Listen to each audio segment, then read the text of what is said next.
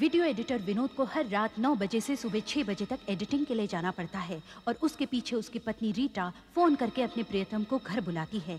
ऐसा 3 महीनों तक चलने के बाद एक रात अचानक विनोद के पड़ोसी धर्मजी देखते हैं कि रीटा टैक्सी में बैठकर कहीं जा रही है। सुबह विनोद जब घर आता है तो देखता है कि रीटा गायब है।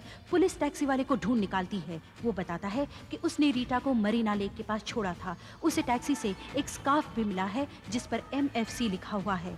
तालाब से एक मछुआरे को रीटा का सूटकेस मिलता है जिससे मिली डायरी में एक फोन नंबर लिखा है जो रीटा के प्रियतम रत्नाकर का है। रत्नाकर बताता है कि वो रीटा से मिलने मरीना लेक गया था मगर वो वहाँ उसे मिली ही नहीं। पुलिस निर्णय लेती है कि मरीना लेक का चप्पा चप्पा छान मारा जाए। अब आगे।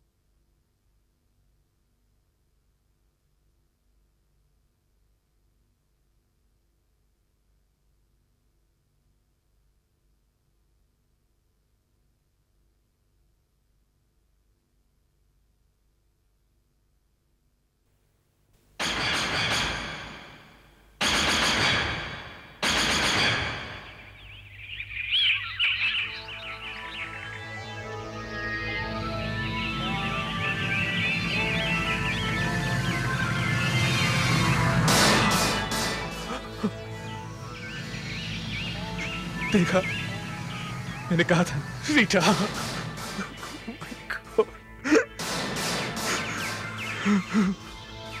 मैंने आपसे कहा था ना, रीटा को जरूर कुछ हुआ है। लाश को फौरन पोस्टमार्टम के लिए भेज दो। Okay sir. सर, रिपोर्ट के मुताबिक उसके सर के पिछले हिस्से पर किसी भारी चीज से वार किया गया है और घटनास्थल पर ही उसकी मौत हो गई। उसके बाद उसकी लाश को उठाकर तालाब में फेंक दिया गया। मौत किस वक्त हुई है? 20 तारीख की रात को 12 से 1 के बीच, जिस वक्त वो घर से गायब हुई थी सर। एक ही आदमी है जिसके पास खून करने की वजह है और वो घटनास्थल के पास में था। रत्नाकर। रत्नाकर को तुरंत गिरफ्तार करो। Yes sir. ये मेरे खिलाफ एक साजिश है। मैंने रीटा को खून नहीं किया। तो फिर किसने किया? हो सकता है ये खून विनोद ने किया हो। मगर रीटा का खून तो रात करीब 12 से 1 के बीच में हुआ था और उस वक्त विनोद आपके स्टूडियो में एडिटिंग कर रहा था। फिर ये हो सकता है कि कोई और हो, यानी कि कोई तीसरा। तीसरा? तीसरा कौन? हो सकता है ये खून विनोद ने कोई तीसरे आदमी से करवाया हो। आप एक बात बताइए, आप इस स्कार्फ के बारे में कुछ जानते हैं? ये स्कार्फ MFC? कौन है ये MFC? क्या तुम उसे जानते हो? MFC कोई आदमी नहीं, एक कंपनी है। कंपनी? क्या तुम जानते हो ये कंपनी कहाँ है? MFC यानी कि मोहनलाल फिल्म्स कॉस्ट्यूम्स। ये तो टीवी सीरियल और फिल्म में कपड़े भाड़े पे देते हैं। हवलदार, मोहनलाल फिल्म्स कॉस्ट्यूम के मैनेजर को लेके आओ। जी हाँ, मैं हूँ मोहनलाल फिल्म्स कॉस्ट्यूम का मैनेजर। लेकिन आपने मुझे यहाँ क्यों बुलाया? ये स्कार्फ आपकी कंपनी का है? जी हाँ, ये हमारी कंपनी का ही है। अपने हर कपड़े पर ऐसा निशान लगाते हैं ताकि शूटिंग कंप्लीट होने के बाद हम अपने कपड़ों की पहचान आसानी से कर पाएं। ये स्कार्फ हमें एक टैक्सी में 20 तारीख की रात को मिला है। ये वहां कैसे पहुंचा? सर, ये तो मुझे नहीं मालूम कि ये वहाँ कैसे पहुँचा, पर 18 तारीख को एक टीवी सीरियल की शूटिंग के लिए ये स्कार्फ हमने भेजा था। वहाँ से वापस आया ही, शायद उनसे खो गया था। हमने फाइन भी किया था उन पर 100 रुपये, और ये 100 रुपये हमने उनके प्रोडक्शन मैनेजर से लिए थे। उसका नाम है उल्लास। जी हाँ, मैं उल्लास हूँ। क्या आप इस स्कार्फ को पहचानते हैं? अरे पहचानता, बिल्कुल पहचानता हूँ। ये स्कार्फ हमारी पिछली शूटिंग में इस्तेमाल किया गया और फिर अचानक न जाने कहाँ गायब हो गया। इस स्कार्फ के खो जाने की वजह से मुझे मोहनलाल ड्रेस वाले को 100 रुपये देने पड़े और तो और कंटिन्यूटी में भी बड़ी परेशानी आई। हाँ, 1 मिनट। आशा, 1 मिनट। क्या बात है उल्लास भाई? इंस्पेक्टर साहब आए हैं, आपसे बात करेंगे। हेलो। आशा, तुम्हें याद है पिछली शूटिंग में ये स्कार्फ तुम्हारे पास था ना, और फिर अचानक गायब हो गया था? अरे हाँ, ये तो वही स्कार्फ है। लेकिन ये आपको कैसे मिला? उल्लास भाई, हाँ वहाँ पर प्रॉपर्टीज चाहिए। अच्छा साहब, आप दोनों बात कीजिए। Excuse me. जी आशा जी, मैं आपसे कुछ पूछना चाहता हूँ। ये स्कार्फ हमें एक टैक्सी में मिला है। टैक्सी में? जी। लेकिन मैं तो टैक्सी में जाती नहीं हूँ। जब से ये सीरियल शुरू हुआ है मैंने अपनी कार खरीद ली है, अब उसी से आना जाना होता है। लेकिन इसका टैक्सी में कैसे आया? हाँ, ये हो सकता है कि कोई प्रोडक्शन वाला इसे अपने साथ ले गया हो और फिर वहीं टैक्सी में भूल गया हो। आप किसी रत्नाकर, रीटा या किसी एडिटर विनोद को जानती हैं? रीटा या विनोद? नहीं, इनके बारे में तो मैंने कभी कुछ नहीं सुना। हाँ, लेकिन रत्नाकर, कहीं आप वो प्रोड्यूसर रत्नाकर की बात तो नहीं कर रहे जिनका अपना स्टूडियो भी है? जी हाँ, उन्हीं के बारे में पूछ रहा हूँ। हाँ, जानती तो हूँ, लेकिन इतनी अच्छी तरह नहीं। एक दो बार काम के सिलसिले में बात हुई है, लेकिन उन्होंने कभी मुझे रोल ऑफर नहीं किया। इसका मतलब आप मुझे ये नहीं बता सकते कि ये स्कार्फ टैक्सी में कैसे पहुंचा? क्या मानो? लेकिन आप ये सब मुझसे क्यों पूछ रहे हैं? रीटा नाम की एक औरत का खून हुआ है और उसी खून के सिलसिले में मैं आपसे पूछताछ करने आया हूँ। उनका सिलसिला? जी हाँ। तुम्हें यहाँ नहीं आना चाहिए था। पुलिस आज सेट पे इंक्वायरी करने आई थी। विनोद, ये तुमने मुझे कहाँ फंसा दिया? तुम तो कह रहे थे कि मुझे रोल दिलवाने के बदले में मैं तुम्हारे लिए एक छोटा सा काम कर दूं, मगर तुमने किसी से कहा तो नहीं कि तुम यहाँ आ रही हो? नहीं, मगर पुलिस कह रही थी कि रीटा का खून हो गया है। हाँ, ये सच है। सच है? मगर ये हुआ कैसे? देखो विनोद, तुम्हें मुझे सब कुछ सच सच बताना पड़ेगा। सब बताता हूँ तुम्हें, सब बताता हूँ। 6 महीने पहले की बात है। एक दिन एडिटिंग करते करते मेरी तबीयत कुछ खराब हो गई थी, तो मैं घर जल्दी लौट आया। घर पहुंचने पर देखता हूं कि रत्नाकर की गाड़ी मेरे घर के बाहर खड़ी थी।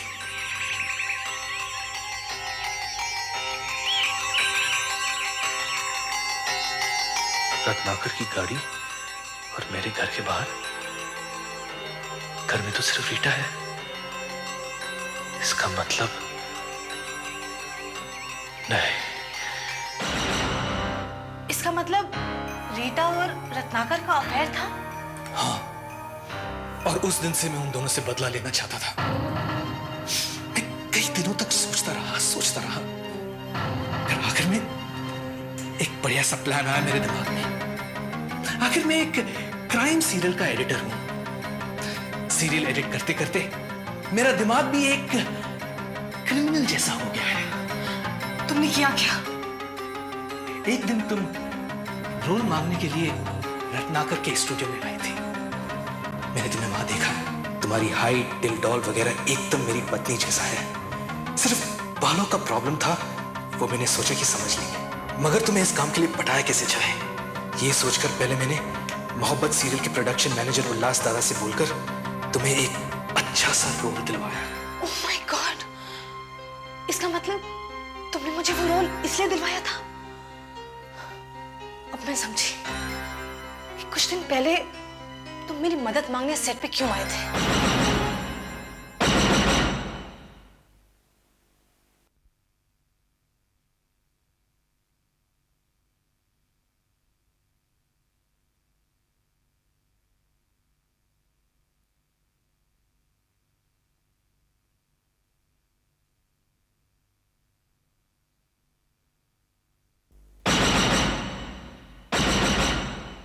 मैं समझी कि कुछ दिन पहले तुम मेरी मदद मांगने सेट पे क्यों आए थे।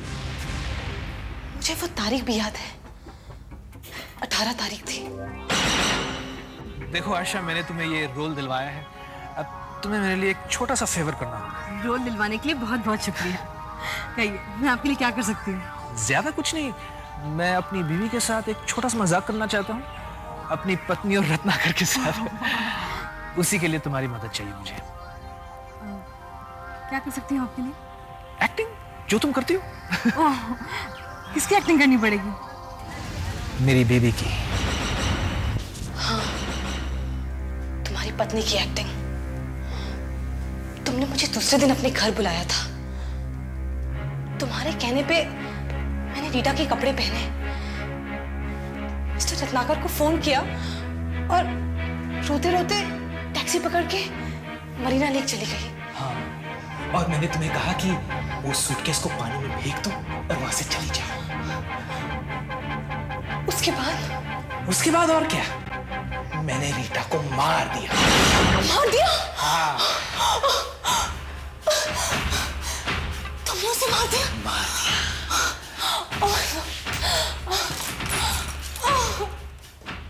मार दिया मैंने रीटा को। क्योंकि मैं चाहता था कि पोस्टमार्टम से पुलिस को यह पता चले कि रीटा की मौत 12 बजे के आसपास हुई थी। 12 बजे जब रत्नाकर रीटा से मिलने मरीना लेक पहुंचा था, लेकिन रीटा तो 5 बजे ही मर चुकी थी। इसलिए मैंने उसकी लाश को इस डीप फ्रीजर में डाला। डीप फ्रीजर में? हाँ, एक बार लाश डीप फ्रीजर में डाल दो तो वो सड़ती नहीं। डॉक्टर को तो पता ही नहीं चलेगा कि मौत किस वक्त हुई।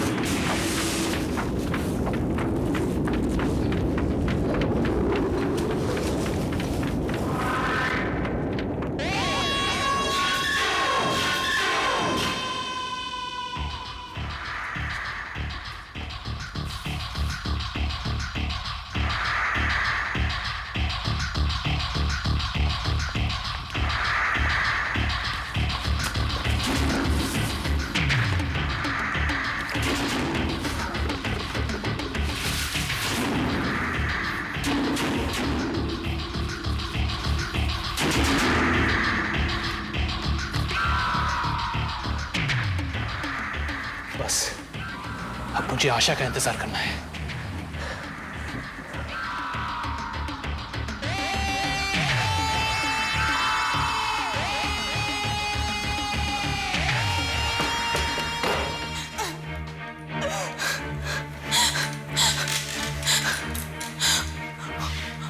और मैं शाम को पहुंच गई तुम्हारा एहसान चुकाने के लिए। कितनी बेवकूफ थी मैं। मुझे पहले ही समझ आना चाहिए था कि कुछ गड़बड़ है। मगर आप अपनी पत्नी के साथ ऐसा मजाक कर क्यों रहे हैं? बस एक छोटा सा मजाक है, नथिंग सीरियस। मगर कुछ नहीं। देखो, तुम एक एक्ट्रेस हो, बस अपना काम करती जाओ। इसे भी एक एक्टिंग असाइनमेंट ही समझ लो। ओके। वैसे तुम एक्टिंग का कितना लेती हो? मैं पर डे 2000 लेती हूँ। 2000? बस 2000 तो फिर 2000। क्या कर रहे हैं आप? I didn't mean this, Vinod. आपसे नहीं, I mean, please। जो भी है रख लो। अरे बस रोना मत भूलना।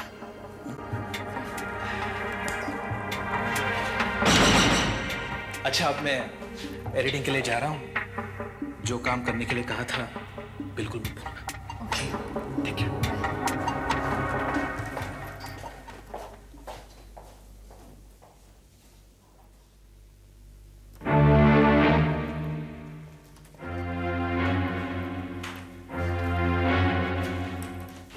अपनी पत्नी के साथ एक कैसा मजाक करने वाला है।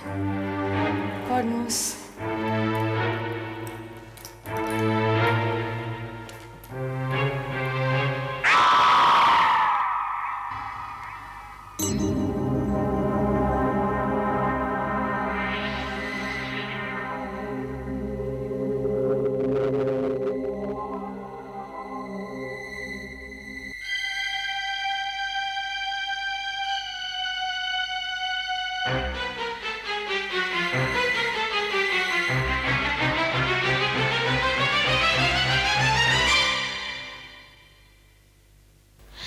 आइसक्रीम।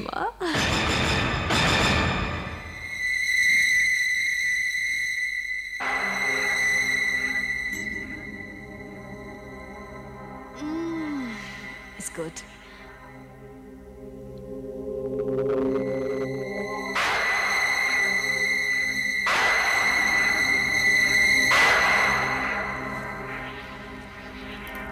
इसको बंद तो कर दूं मैं। लाश के ऊपर मैंने श्रीखंड और आइसक्रीम रख दी थी। लेकिन मुझे तो लाश दिखी ही नहीं। हाँ, बाकी सब एकदम प्लान के मुताबिक हुआ।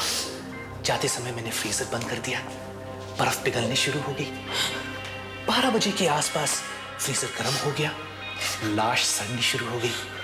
सुबह 5 बजे जब मैं घर लौटा तब मैंने लाश को उठाकर कार में डाला और जाकर मरीना लेक में फेंक दिया। Plan complete. डॉक्टर कहते हैं कि रीटा की मौत 12 बजे के आसपास हुई। 12 बजे जब रत्नाकर रीटा से मिलने वाला था। इसका मतलब रत्नाकर ने रीटा को मारा ना? मुझे नहीं पता था कि मैं खून में हाथ बटा रही हूँ। हाँ, बस तुमने 2 गलतियां की। एक, तुमने वो स्कार्फ टैक्सी में छोड़ दिया, और दूसरी, बिना किसी बताए तुम यहां चली आई। अब किसी को पता भी नहीं चलेगा कि तुम गायब हो गई हो। मतलब कि मैं तुम्हारा भी खून करने वाला हूं। आपके जाने के 10 मिनट के बाद ही आशा गायब हो गई। फिर वो मुझे कहीं नहीं मिली। उसकी वजह से पूरी शूटिंग मुझे कैंसिल करनी पड़ी। लेकिन आशा गायब क्यों हो गई, वो भी बिना बताए? ये सब आपकी पूछताछ की वजह से हुआ। आखिर उससे आपने क्या कहा था?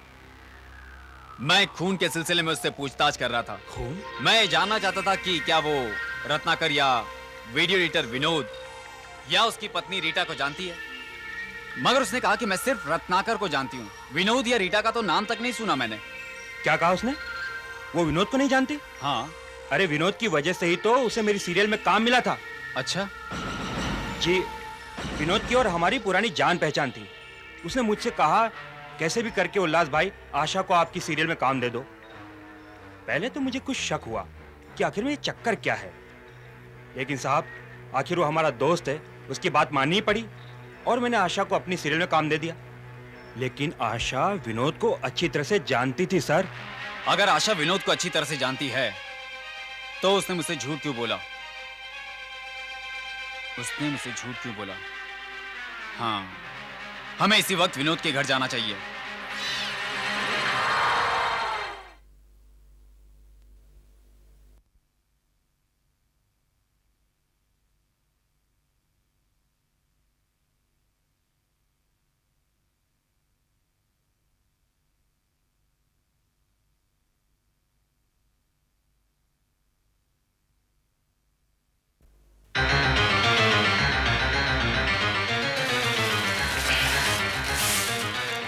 सवा 10 बज रहे। वो मेरा पड़ोसी धर्म 11 बजे तक घूमता रहता है। उसके बाद ही मैं इस लाश को ठिकाने लगा सकूंगा। तब तक यही ठीक है।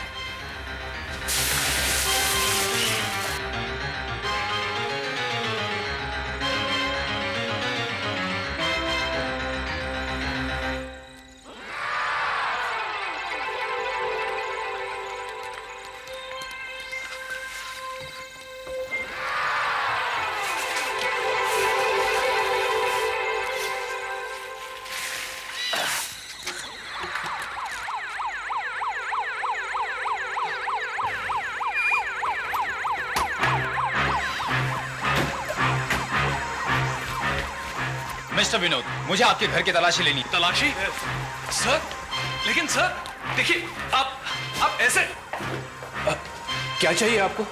क्या ढूंढ रहे हैं आप इंस्पेक्टर? विनोद साहब, आशा नाम की एक एक्ट्रेस आज दोपहर से गायब है।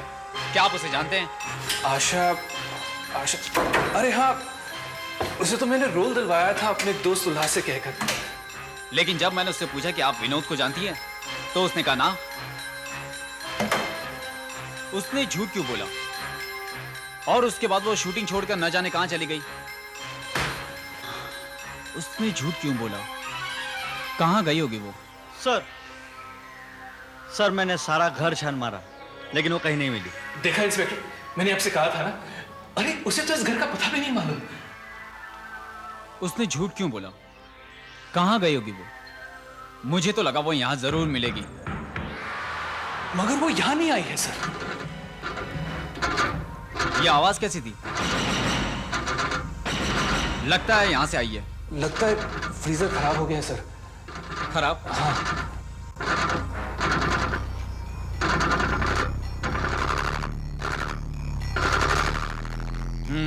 लगता तो है। आवाज कुछ ठीक नहीं है। हाँ, मुझे मैकेनिक को बुलाना पड़ेगा। मशीन को कुछ ज्यादा ही काम करना पड़ रहा है। लगता है आपने कुछ ज्यादा सामान भर दिया है। खैर, जल्दी से ठीक करा लो, नहीं तो सारा सामान खराब हो जाएगा और आपको फेंकना पड़ेगा।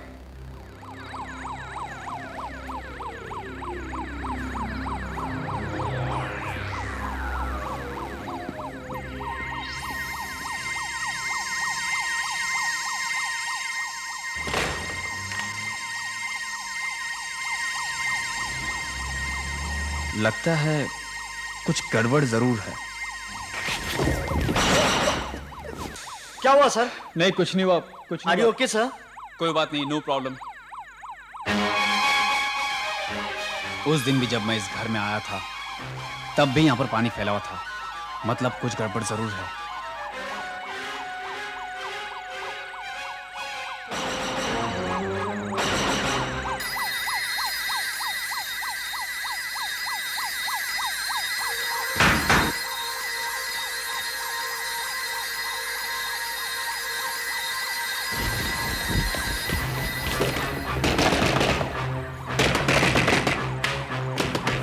अब आपको क्या चाहिए? हट जाओ। हाँ? आपने बाहर कचरे के डब्बे में बहुत सारी आइसक्रीम और खाने का सामान फेंका है, क्यों? क्योंकि ये फ्रीजर खराब हो गया इसलिए। मुझे चाबी दो, मैं देखता हूं, मैं ठीक कर लूंगा। चाबी मिल नहीं रही मुझे। चाबी मिल नहीं रही है। देखिए, आप ऐसा नहीं कर सकते, आप ऐसा नहीं कर सकते। देखिए,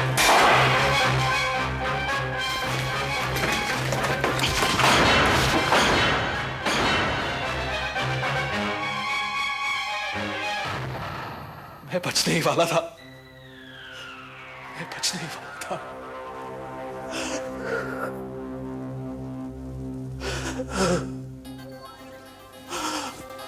देख रहे हैं, आशा अपने आप बता रही कि उसका मुजरिम कौन है।